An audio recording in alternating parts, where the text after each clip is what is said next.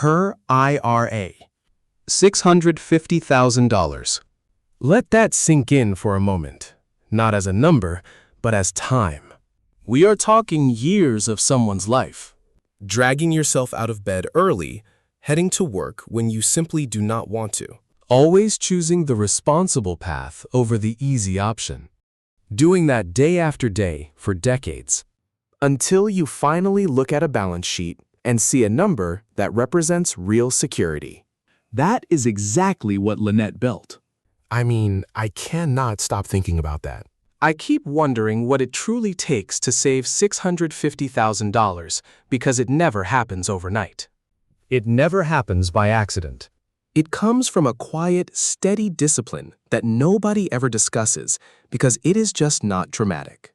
It is just consistent effort, year after year. Her mother, Darlene Hamlet, Verify that amount publicly with Ashley Banfield on the Drop Dead Serious podcast. Well over $650,000.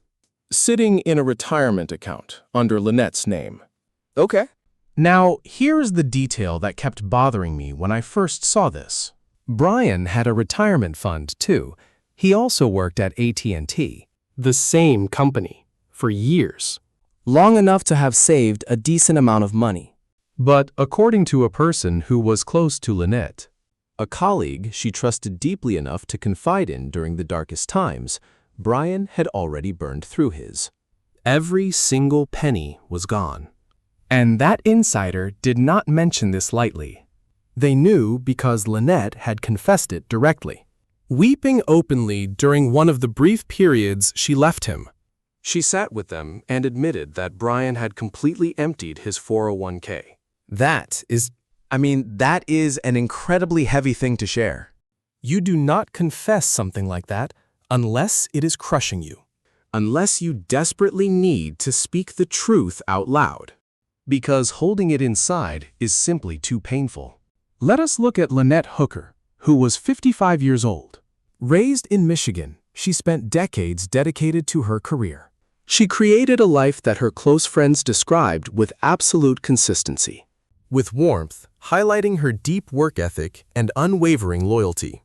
And a fierce refusal to ever abandon the people she loved, even when she probably should have. She stayed at AT&T long enough to build up that massive retirement fund. The very one her mother recalls with absolute clarity. Well over $650,000. But she also chased another dream, the life on the open water. Of sea turtles, golden sunsets, and cinnamon rolls baked in a solar oven on the deck of her 45-foot sailboat, Soulmate. For more than 10 years, she and Brian sailed side by side, documenting their entire journey online under the handle, The Sailing Hookers. Her mother told reporters that Lynette spent her life around lakes, navigating boats, sailing, and swimming since childhood. Her daughter, Carly, told CBS News that she was incredibly fit, a powerful swimmer. Her final Instagram post went live on April 4, 2026. The caption read, "Not going anywhere for a while." Subscribe to our channel and turn on notifications before we move deeper into this case. We examined the paper trail. Every single detail is sourced. We never speculate beyond what the verified public records can prove. Today, we are tracing a path that seasoned detectives always follow. In every single case where a spouse mysteriously vanishes. The money. Let us begin. Now, I want to look at their workplace first, because that is where the hidden cracks start showing up in plain sight. Both Lynette and Brian were employed at AT&T. They met right there. Most news stories gloss over that detail or ignore it entirely. But we should examine this closely because it means the colleagues who knew Lynette at work also knew Brian. They observed them as individuals and as a couple for years. What these coworkers shared with journalist Ashley Banfield on April 27th. 2026 creates a haunting picture you must keep in mind as we unwrap the rest of this mystery. Lynette was incredibly well liked. Not in some polite, superficial way where people just say nice things. People truly liked and remembered her. She was the type who, when she vanished, inspired dozens of coworkers to gather in her honor just 3 days later. Not because they had to, but because they genuinely cared about her. Brian was viewed very differently. He served as the union steward. Now, that is a legitimate and highly important position. A union steward is meant to stand between the workers And corporate leadership, ensuring everyone gets treated fairly. But what sources revealed to Ashley Banfield did not fit that description at all. Instead, they described someone whose main focus was not helping others. Was never protecting the employees he represented. It was fighting against management. He focused on making life difficult for bosses, even when that conflict hurt the colleagues he was supposed to protect. The word manipulative kept coming up. Then there was this one strange detail, a minor specific point that I honestly struggle to understand. I want to be completely open about that. In front of his colleagues, Brian often referred to Lynette as the kid. Not by name, not as my wife, just the kid. She was about 3 years younger than him.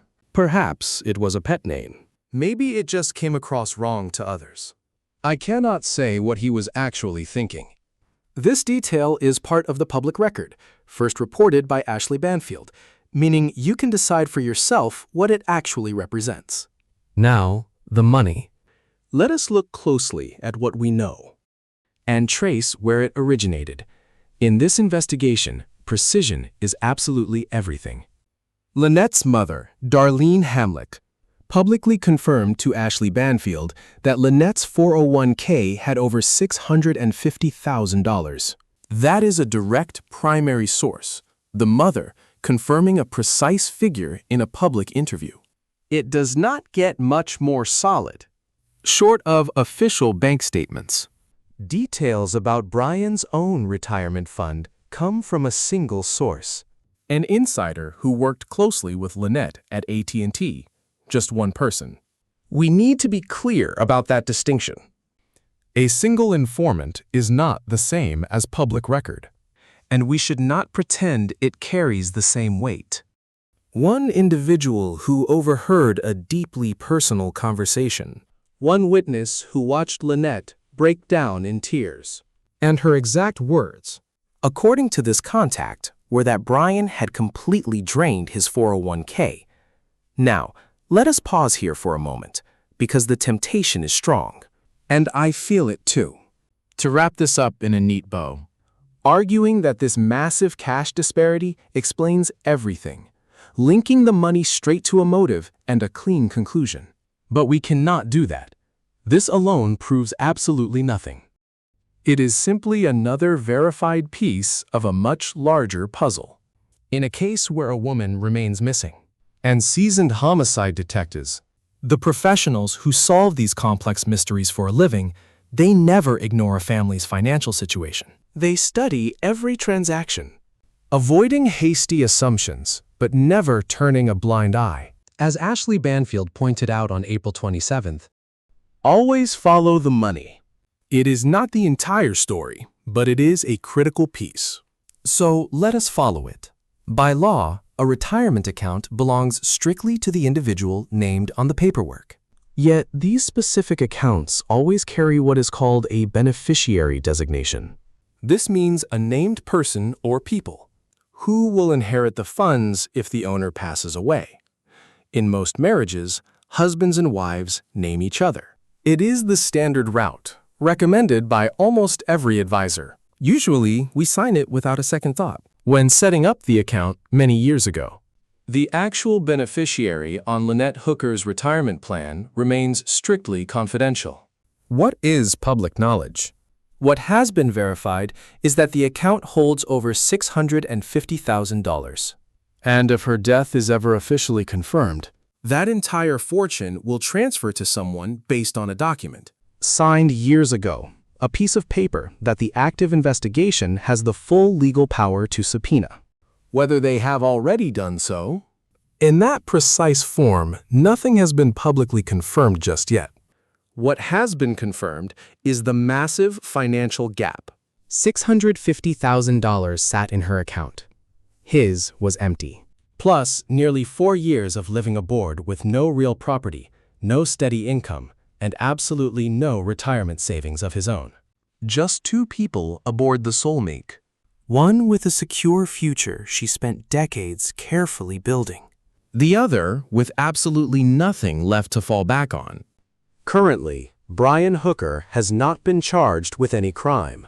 His defense attorney, Terrell Butler, stated that Brian Hooker categorically and completely denies any and all wrongdoing. Meanwhile, his Michigan-based lawyer, Crystal Marie Hauser, told ABC News that Brian Hooker would never have harmed his wife of 25 years. Brian has publicly stated that he never harmed Lynette and never would. Yet he remains a key suspect who has not been cleared and could face rearrest. That was confirmed by the Royal Bahamas Police Commissioner to NBC News. Now, let's zoom out for a moment, because this financial picture does not stand alone. It sits within a growing paper trail built over the last 30 days. And it is absolutely worth walking through that timeline, because here, context is everything. Brian told investigators that Lynette fell overboard. From an 8-foot dinghy in the pitch black near Elbow Cay. Strong currents. He could not reach her. He just drifted for hours.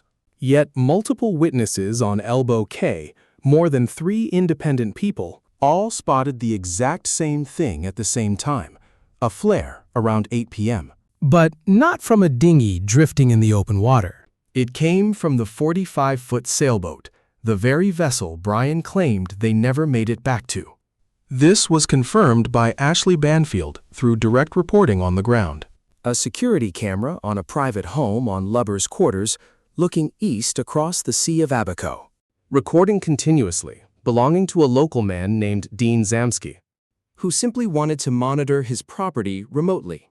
Captured mysterious light events right where the Soulmate sat at 7:47 p.m. on April 4th. Then again at 12:27 a.m. on April 5th. Then at 12:32 a.m. At all 3 of those critical times, Brian should have been somewhere else entirely. Absolutely nobody was supposed to be on that boat. The AIS vessel tracking system on the Soulmate, which broadcasts the vessel's live location to maritime services, suddenly went dark at 9:30 p.m. on April 4th. Marine expert Blaine Stevenson analyzed the vessel's previous month of tracking logs and confirmed this discovery to Ashley Banfield on April 27th. In all those previous logs, that tracker had never been offline for more than 2.5 hours. On the night of April 4th, it stayed offline from 9:30 p.m. until 8:30 a.m. the next morning. 8:30 a.m. That is the exact moment Brian Hooker stepped back aboard the Soulmate with a Royal Bahamas police officer. In fact, Brian was fired from AT&T 3 times. His final firing, backed by court files and sources from Ashley Banfield, happened because he rigged the GPS tracker on his work van to hide his location. This was a man who knew exactly how to fake location data. Living aboard a vessel whose tracking system went totally dark the night his wife vanished. The drone. Their boat, the Soulmate, carried a drone. Brian wired the solar power setup himself. He set up the boat network. Everyone who knew him said he was highly tech-savvy. When he stood on the rescue boat the very next morning, alongside Jim Todd and the local Hopetown volunteer search crew, scouring the waters around Elbow Cay, he never spoke of the drone. Never once offered to head back to his boat to fetch it. Never suggested launching it over the shallow, clear water where Lynette reportedly fell in. Blaine Stevenson, talking directly to Ashley Banfield on April 27th, said that Brian did not do a single thing after the incident that a husband with a missing wife would ever do. Not one single thing. Then there was the voicemail. 3 days after Lynette vanished, Brian left his stepdaughter Carly a voicemail. No actual phone call, just a voicemail. Carly later shared that recording with News Nation. It focused on a flotation device that the local rescue team had recovered. The very life ring he claimed he threw into the sea. Nothing about Lynette. Nothing about finding her. Just about that flotation device. And we have the audio. Brian called Blaine Stevenson 3 days after Lynette vanished, just 1 day before his arrest. He had no idea the call was being recorded. CBS News got hold of that tape and verified it. During 40 minutes of candid talk with a person he trusted, talking freely, not for detective ears.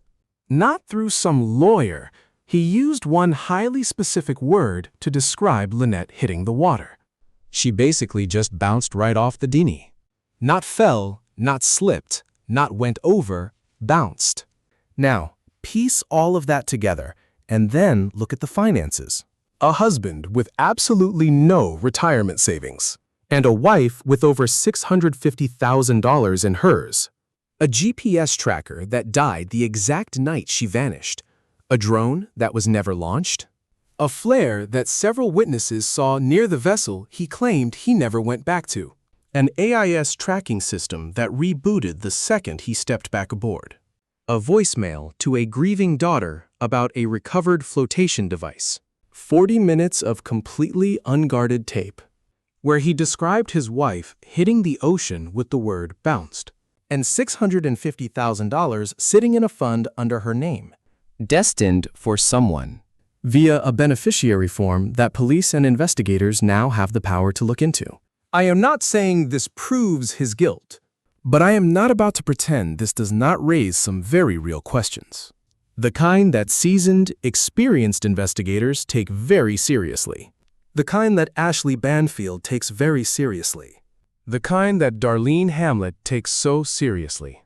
As she waits down in Florida for a phone call that still has not come. Darlene opened up to Ashley Banfield. I just want nothing more than to say I love you and wish you had come home. Carly flew out to the Bahamas, personally walking those same shorelines. She stood right where Brian told investigators her mother went overboard. Staring at the water, she noted her mother could have easily swum 2 feet to shore. She returned home wearing that special letter L necklace, the one with the small charm that Lynette always used to wear. She told Wood TV the whole story seems even more suspicious now than before her trip. Lynette Hooker spent decades building her life savings, that retirement account. Those $650,000, the secure future she held on to, while the rest of her life grew complicated. Through all the leaving and coming back. While life aboard the boat looked beautiful in pictures, but much harder when the cameras stopped rolling. Even after telling her friend in January 2026 about the threat. Through it all, she kept pushing forward, holding on to those $650,000. Investigators know exactly where that money is. They know who the beneficiary is, and Lynette deserves real answers. This active investigation continues. If you know anything about what happened to Lynette Hooker, please contact the Royal Bahamas Police Force or the United States Coast Guard. Both cases remain open, and anonymous tips can be submitted using the CGIS Tips mobile app. Currently, Brian Hooker has not been charged with any crime. His attorney states that he completely and categorically denies any wrongdoing whatsoever. All individuals mentioned are strictly presumed innocent, unless they are formally charged and convicted in a court of law. This is Global Crime Files, where every victim deserves the absolute truth. Because every story deserves to be told.